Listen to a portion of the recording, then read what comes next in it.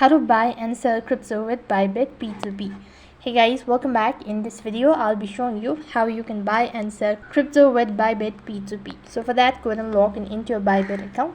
When you're logged in, that's going to take you to the home page, and from the home page you can see this sort of interface. So here what you can do is you can just go to the more tab and locate P2P first of all and set up P2P trading.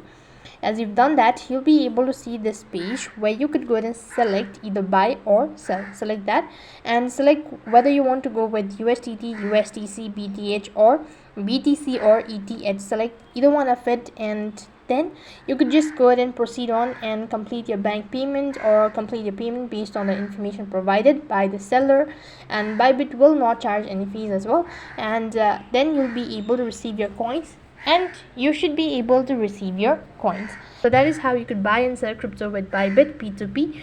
That is all for this video. I hope the video was helpful. Make sure to like, share and subscribe to our channel. Thank you for watching. See you in the next video.